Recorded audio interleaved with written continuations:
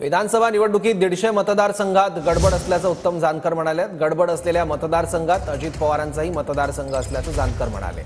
अजित पवार बारामती मतदारसंघात 20,000 मतांनी पराभूत आहेत। आमदार उत्तम जानकर यांचा मोठा दावा।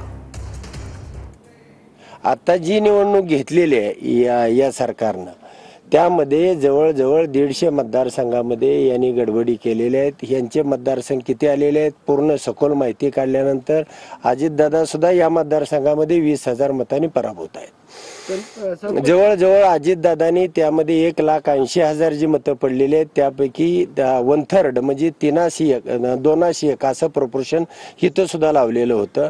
त्यामुळं योगेंद्र दादांची मतं 80,000 अधिक 60 अशी 140 आहेत आणि त्यांच्यामधली 81 मधली त्या ठिकाणी 60 वजा होतात। 21 वरती अजितदादा सुद्धा राहत आहेत। अजितदादा जे फक्त 12 आमदार या ठिकाणी या राज्यामध्ये निवडून आलेले आहेत